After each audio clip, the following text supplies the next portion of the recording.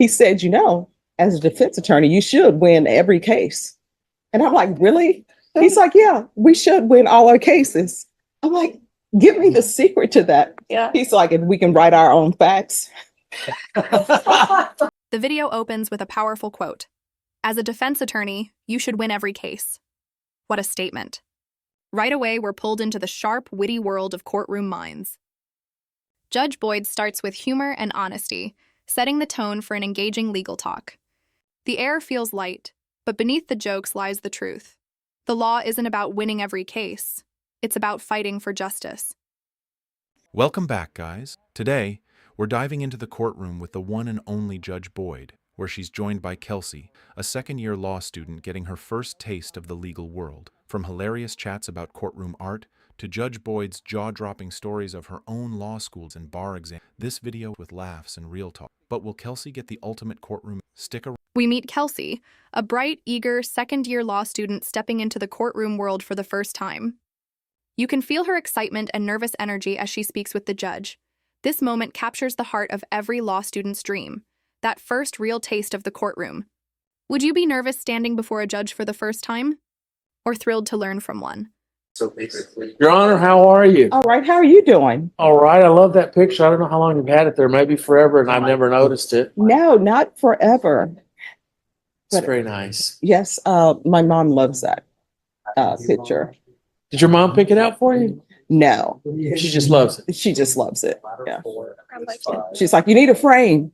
And I was like, yeah, that frame's going to be very expensive. Well, I think it looks fine like that. Mm-hmm. Yeah, the framing something that big costs, more than way more than the Mhm. paint. I'd have to have a barbecue plate. I like that canvas look where it just goes around the edge. I think that looks fine. Oh, well, thank you. As they chat, the conversation shifts to a painting in the courtroom. Something so ordinary, yet it sparks warmth and nostalgia. Judge Boyd and Kelsey share laughter, showing us that even inside serious courtrooms, there's room for humanity, humor, and heart. This isn't just law, it's life. All right, I thought you had that for us. This is Kelsey. Hi, Kelsey. Hi, nice to meet you, Judge. Kelsey is a law student. Going to enter our profession, Judge. She's clerking for us. Yes, ma'am. What's your last name? Jones? Jones. Sorry, that's how close I am. See, you're close. Yeah. Yeah, I'm just used to Kelsey. Yeah. But anyway, she just, how you remember that exuberance when you were in law school and you got to go to the courthouse? You remember that? I'm trying to think back to that. It wasn't that long ago. No, it was, Judge. I'm like thinking years. I will tell you, it was a terrifying experience though, because even though when I started out, because I did the clinic at St. Mary's, you had your bar card, but somebody else was signing their name to everything, but you were still the student attorney. So there was sort of a great safety net. Then after I first started practicing and I got my first case, it was sort of terrifying because you're not practicing on anybody anymore. You're signing your name and everything comes back to you. You're like, Yeah. heart rush. Oh, well, no wonder your first experience was traumatizing. That does sound dramatic. So what year you're in? I am going into my second year, Judge. Oh, awesome. Once you get to the second year, it's Smooth quick. sailing. oh yeah, and it moves very quickly. Yes, Judge. And then you're studying for the bar, Yeah. which The judge begins reminiscing about her early law school days. Those terrifying first cases and the moment she realized everything comes back to you. The fear of signing your own name for the first time. We've all been there in some way. Can you imagine the pressure of knowing someone's future rests on your signature? This section reminds us that confidence in law is earned, not given. do you know, I think I want to say in Louisiana, because COVID happened, and anybody who graduated, they immediately Became lawyers? became lawyers. Is that right? But they told some people, hey, if you still want to take the bar, you can, right? Yeah, I'm sure they were lining up for that. Oh, no, I think, the gunners, as we call them, I'm sure they're like, I want to be number one. Let me take it. But some people were upset. They were saying the reason why it was done, because one of the people who made the decision, I think their niece or granddaughter or something was a part of that graduating class. And they're like, no, I wasn't even a part of the vote, Interesting. So for anybody wanting to be an attorney in Louisiana at that time, that was one of the things. You're like, yay. And I'm sure the people were coming up behind them like, curse if I would have just Oh, been here a year yes, earlier. exactly. That's just not right. Oh, yeah. You know, I honestly, I don't even think the bar exam is a good indication of how you will do as an attorney. It would be better if your first year in law school, you get the basics. Mhm. And then year 2 and 3, you practice under an attorney. The only problem with that, what attorney would you practice under, you know? And they could have you practice under an attorney who does civil, practice on an attorney who does criminal or who does taxes or whatever.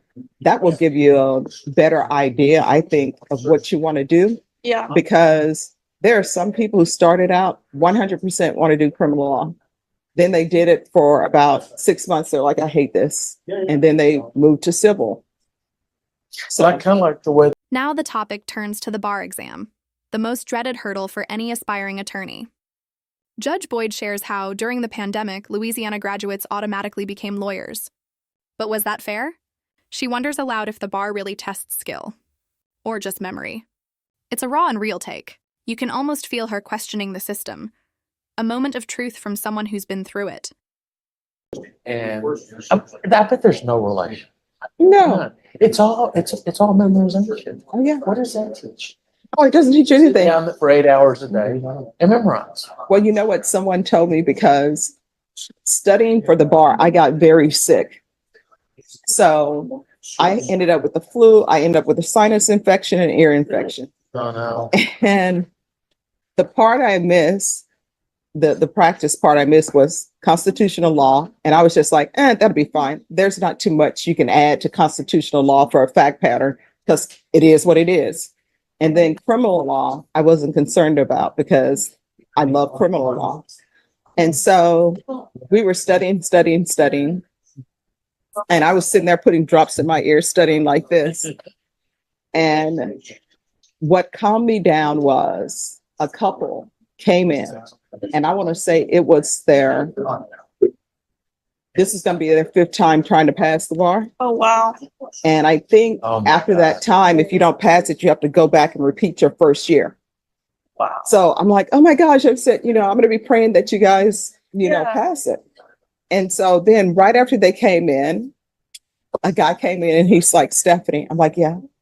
He's like, you know what you need to pass the bar? I'm like, what? He's like, do you have a C in you? He's like, because basically you need a C on every day. He's like, it doesn't even have to be a high C.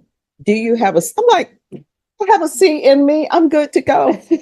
And so thank God for that person. And then there was another person, because I didn't take oil and gas, because you have so many courses that you can take. And some people were taking oil and gas because a lot of people were in the oil field and they were just becoming an attorney for that.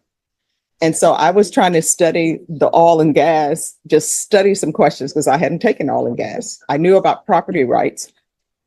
And one of the people from my section, which was section C, he came in, he's like, Stephanie, let me explain oil and gas to you. So there was a racer board. He's like, this is a derrick. This is this, this is this. You can't get gas from here. You can't get the oil from here. And if you get oil from here, there's other repercussions. He gave me an oil and gas course in about 20 minutes. Wow. And there was an oil and gas question. Then comes her story of perseverance. Sick with the flu, studying late nights, surviving off sheer determination. Yet even in that struggle, small moments of kindness shine through. Friends helping her study, someone giving her hope with one simple line. You just need a C in you. That's the kind of advice that sticks for life. Have you ever had a mentor who lifted you up with just one encouraging sentence? On the essay. And then I read it and I was just smiling because exactly what he told me was that one question. And I will tell you, I wrote more about the oil and gas question, even than the criminal law question. I was just like, yay. And then when all else fails, because I didn't take commercial instruments either, but I was like, I knew about checks. I guess people don't write checks anymore, but I knew about checks. So I took that. And one of my professors in the back of my mind, he said, really, the bar exam is, they don't want you to do anything unethical. They're testing that. I said, I 100%, I know the answer to this question about 80%. I said, and then let me throw in some ethical things so that people know I'm not gonna do unethical things. So that's what you have to remember about the bar. Thank What they're you. looking for. Yeah. Thank you, But Judge. I think they changed. I think they changed the way the test was because I think the first day was Yeah. multi, They changed it all around. and then the middle was essay, and then the third one was that civil procedure or something? State stuff, right? Yes. Yeah. And let me just tell you about the third day, Mhm. because I ended up selling Westlaw so that I could afford their bar prep because I didn't have money. Mhm. I didn't even have books in law school, Yeah. but because I was on a budget. But they would teach you third day. They're like, Stephanie, you got to come to the third day, even if you don't have money for it. But at the third day, I think that cost $250. I'm like, I don't have $250 for that. So one of my friends, Betty Hill, she took the course and she's like, Stephanie, I got you. I'm going to go in there and I'll take notes for you. And I'm like, thank you, Betty. That's great. And sure enough, Yes. everything that was there, that is what was on the third day. Third day, it took everybody. If you studied, it took you like 30 minutes to complete it, but you completed it so quickly, you're just like, should I leave? This seems weird. And then you spend months waiting for your results. Yeah. That's the worst part. It's the waiting. Oh, yeah, because I took the February bar Oh, wow. and I had one more law class. Well, I was still in law school, but they allowed you to take it if you had so many credits. Mhm. So I took the February bar. We dive deeper into the grind: sleepless nights, financial struggles, selling books just to afford bar prep classes. The judge's honesty here is powerful. It's not glamour, it's grit. But what stands out most is the friendship. Her classmate Betty helps her when she couldn't afford a course, and that help leads her to success. And this is what resilience looks like: standing tall because someone believed in you. Because I was like, if I don't pass, I can still take it in the summer. Oh. And I'm like, I want to pass, right? And it was so funny because you're waiting for your results. It's, to me, with the bubble questions, they should have been able to just shoot that in a machine and tell you what your score Right. is. Yeah. So you could have some idea. So it got to the point where you're waiting and waiting. And at first waiting is bad, but then you're like, maybe it's best that I not know. I can just Yeah. And then everybody started calling me because that was in the day where not everybody had a computer in their room and they were not really posting on the computer. So you had to go to the law library. Yeah. Oh, And so people kept calling me, hey, you can have the results yet? You have the results yet? And I was like, you know what? Stop calling me. And then somebody else called me, hey, do you have the results? I'm like, you know what? I'm in bed. I'm asleep. Stop calling me. And they're like, well, we just wanted to say congratulations. Oh, That's wow. fine. I'm like, and That's by awesome. then it was 11 p.m. and I lived in the dorm. So even people from different areas of the college, like the undergrads, the grad students, they heard about it. They were knocking on my door. So my entire dorm, we were all celebrating. And then all of us were like super poor law students. Yeah. So the people who hadn't taken the bar yet, they scraped money together and they took me and my friend Betty, who were I was studying with, because I was concerned, did Betty pass? And they took us out to eat and they got us flowers from HEB, the tulips. Oh. And we were just like, oh my gosh, it's been so great. Best day of your life. Yeah, it's like, oh my goodness. That's So, great. We If get you good can, friends. if you can take the bar in February, I would recommend doing it because there is nothing like walking across the stage and the dean was like, congratulations on passing the bar. And you're just like, Finally, the big moment: the bar results. The tension builds: endless waiting, phone calls, anticipation. Then, the words every law student dreams of hearing: congratulations, you passed. The celebration that follows is heartfelt. Broke students buying tulips, sharing meals, laughing in relief. This scene feels cinematic, a reminder that victory is sweetest when it's shared. instead of, hey, I've graduated, yay. Now I have to Study. take the bar. Yeah. So I always recommend people taking in February. And even if you don't pass, which I know you will, you'll get a chance to have an overview of it. And once you have that overview, you'll say to yourself, man, they should have just gave this at the beginning of law school. We'd be set. Right. But yeah, it's fun. But if ever you want to come in, sit in, come down. If you want any advice that I have, I would I'll love give to. it. I would love to, Judge. Okay, sure. Awesome. Well, come down anytime. Thank We're you. here Monday through Friday. We actually are going to be in jury trial today unless all these cases work out. So if you want to come and sit in on a trial, we do jury selection today. Okay. And then Wednesday, testimony will start. Thank you. Thank you for the opportunity. I'll Sure. definitely take you up on that sometime. Okay, awesome. You should take a picture with Joey on the with Joey. Thank you, Judge. He's constantly looking at me no matter where I move. Yeah, can't get rid of him. Let me tell you, his eyes follow me and Angelini's eyes follow me. Ooh, but Angelini looks like you're about to get in trouble.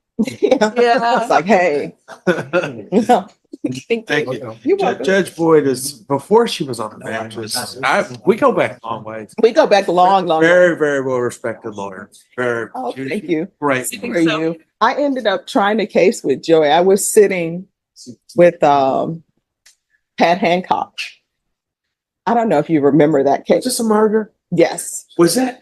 Oh, One thing that Cornelius Cox told me when I was starting out, Mhm. he's like, Stephanie. I'm like, what, Cornelius? He said, as a defense attorney, you should win every case. And I'm like, really? He's like, yeah, we should win all our cases. I'm like, give me the secret to that. As the conversation winds down, Judge Boyd offers advice every young lawyer should hear. Take the bar early, face the fear, and never lose your passion. She invites Kelsey to come sit in during real trials, a powerful mentorship moment that bridges experience and ambition. Yeah. He's like, if we can write our own facts. yeah. And I was like, you're right. We can, Cornelius, we cannot write our own facts. So remember that. You can win every case if you could write your own facts, but you can't. Yeah. But this profession, it's great. And I will tell you, sometimes you're going to have clients who are very angry with you. And you're going to think, oh my gosh, why am I in this profession? Because really criminal law is very hard because you see sometimes the worst, I'm used to that. situations. But you probably will have a client who will not appreciate you. You'll have like 8 clients like that.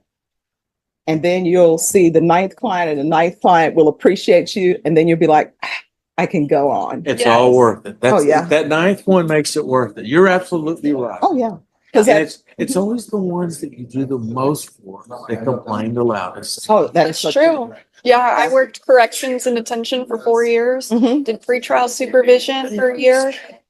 I know that lesson, and it's always yeah. the ones that you put the most time in that are the most ungrateful, but you still got to do it, Well, I learned that when you do a lot of things for your clients Yeah. and it's free, In the final exchange, Judge Boyd reflects on the heart of the legal profession, helping people, even when they don't thank you.